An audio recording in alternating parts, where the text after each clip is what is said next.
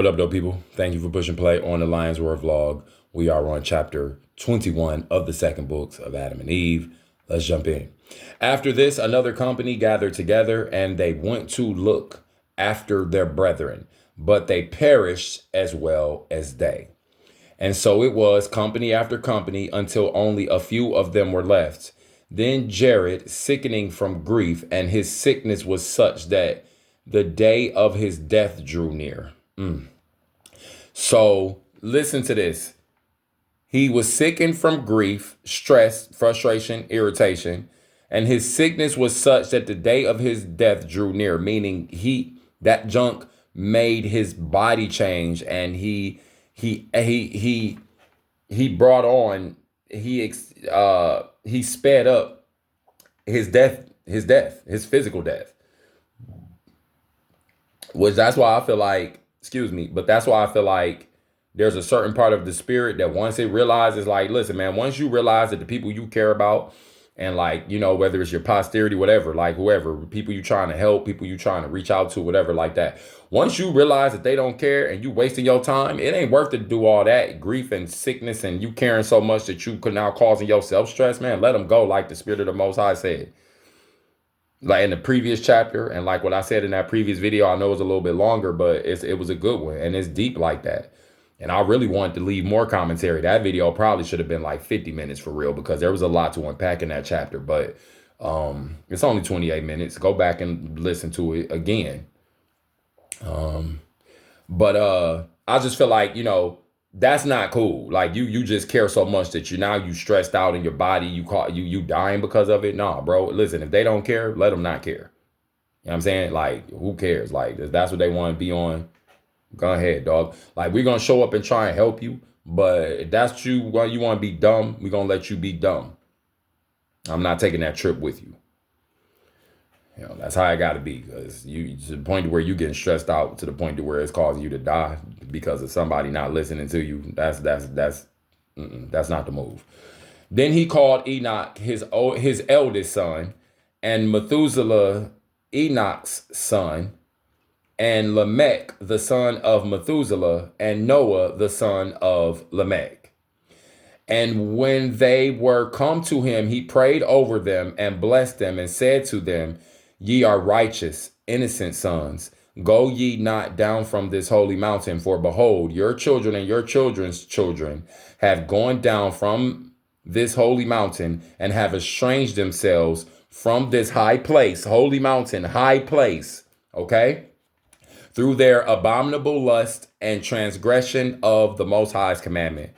But I know through the power of the Most High that he will not leave you, that he will not leave you on this holy mountain, because your children have transgressed his commandment and that of our fathers, which we have received from them.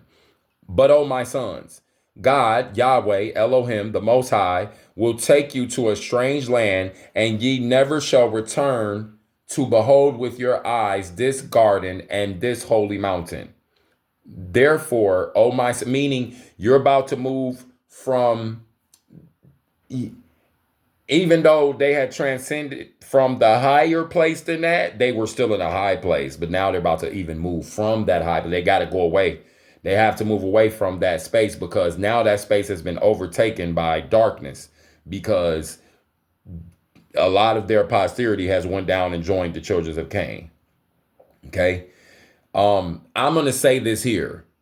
Like, when it talks about all the color and all the stuff and how, like, the sounds and the instruments and all that, they were going to learn all that. Eventually they learn all that. But see, if that is given, and if things are allowed to happen before the time, they can become extremely detrimental, fatally detrimental, as we see.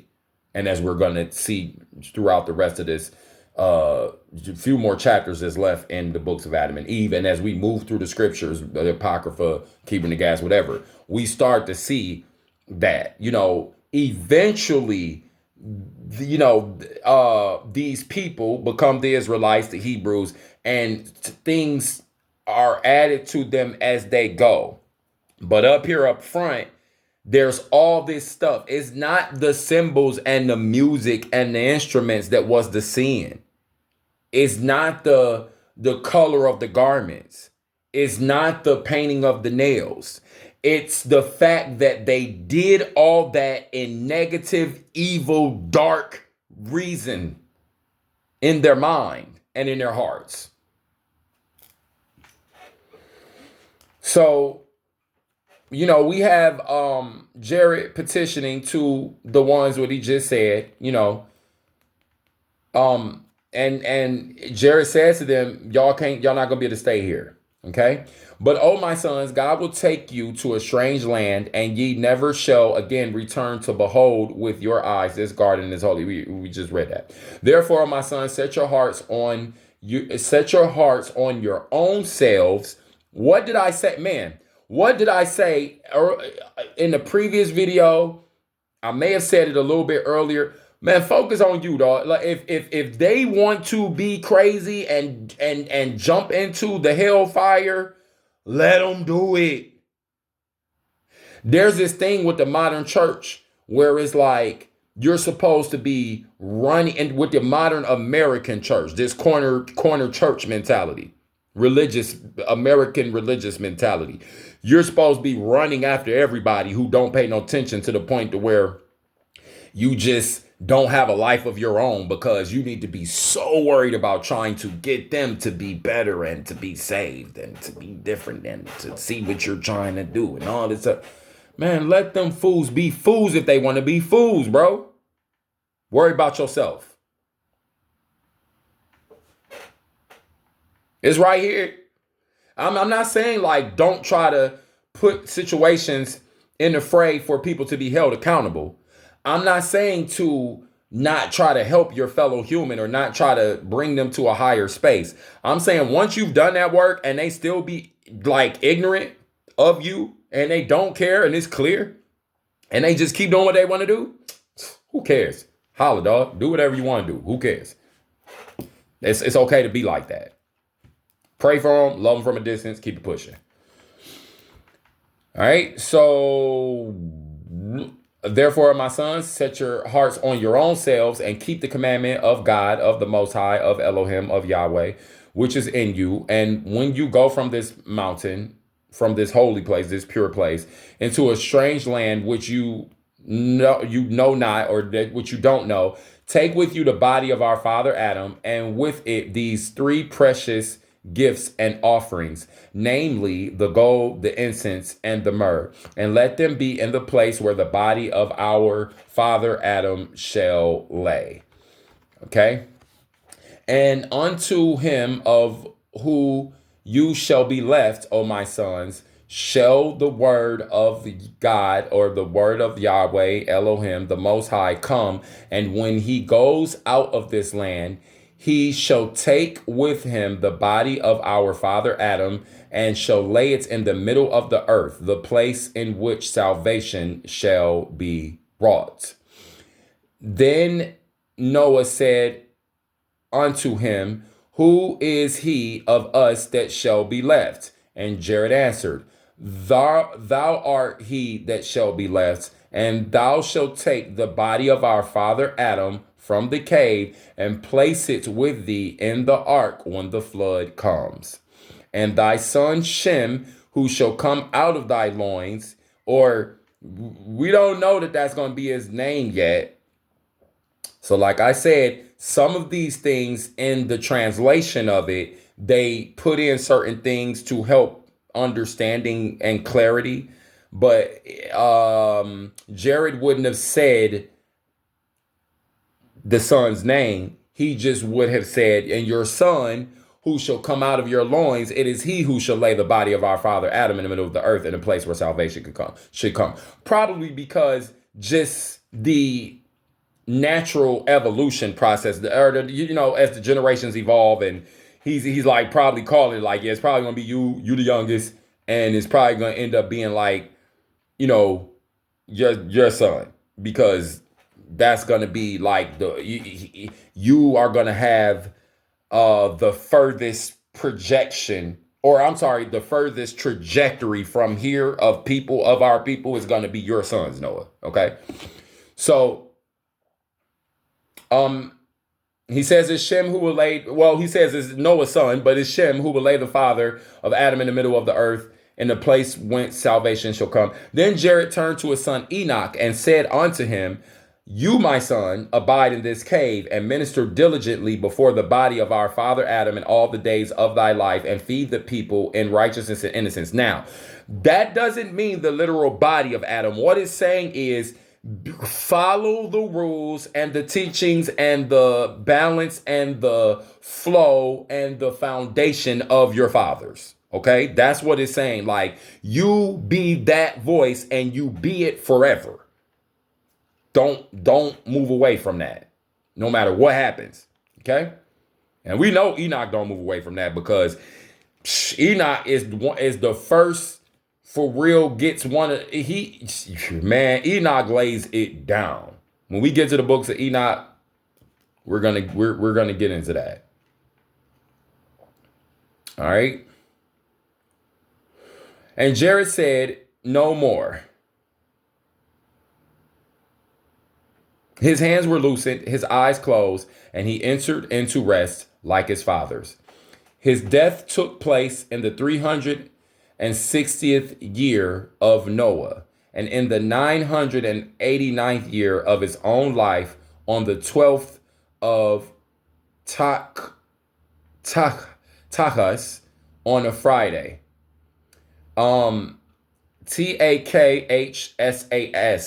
I believe that's probably that might be Egyptian, because remember, these were translated from Egyptian. So you would look up Takhsas and see what that relates to, because it's probably a month or some sort of time that they use to.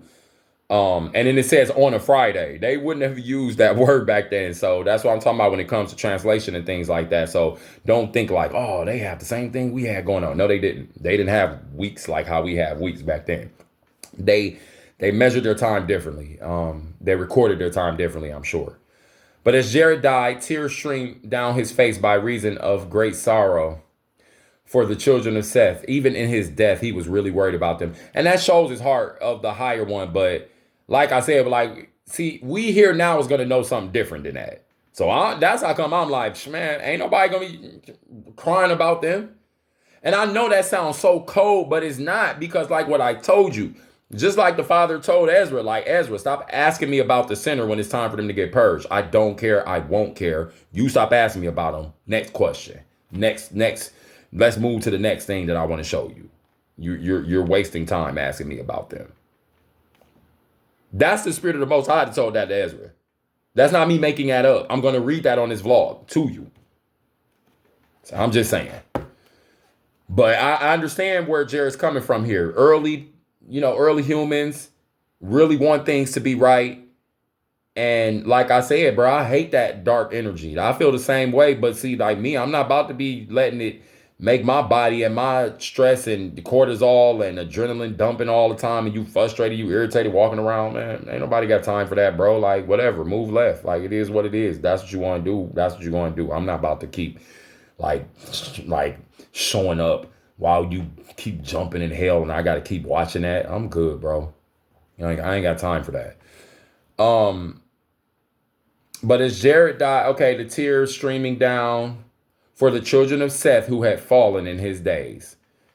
Then Enoch, Methuselah, Lamech, and Noah, these four wept over him. That's not the same Lamech. Was that my man's name? Lamech the blind. So that's not the same. Okay, Lamech. Then Enoch, Methuselah, Lamech, and Noah, these four wept over him, embalmed him carefully, and then laid him in the cave of treasures. Then they rose and mourned for him 40 days. And when these children of mourning were ended, and when these days of mourning were ended, Enoch, Methuselah, Lamech, and Noah remained in sorrow of heart, because their father had departed from them, and they saw him no more. So they weren't sorrowful because of the people or anything like that. You're not hearing that. They're sorrowful because Jared is gone. And like, their leader is gone. And so now it's up to them. And it's up to them. And it's crazy because leading into this point here, because we're about to move into the flood. We're this is like really pre-flood. So the books of Adam and Eve are about to be done, and we're about to move back up into Genesis. So get ready for that transition. And next week, I'm gonna be back up in Genesis. Okay, so we're gonna start moving into the flood. This is why the Most High wanted that deviation, because there's a lot of information that doesn't get talked about. As far as the books of Adam and Eve, they're not considered to be official canon. However, when you look up the history of these things, yeah, you gotta pay attention to what's being said, and all these people, you just gotta pay attention to what's going on, man. That's it. This is the Lions War vlog. That was chapter 21. If this information resonates with you, go ahead and share it with someone. And we're gonna keep this thing pushing. Thank you all for pushing play on it. Peace.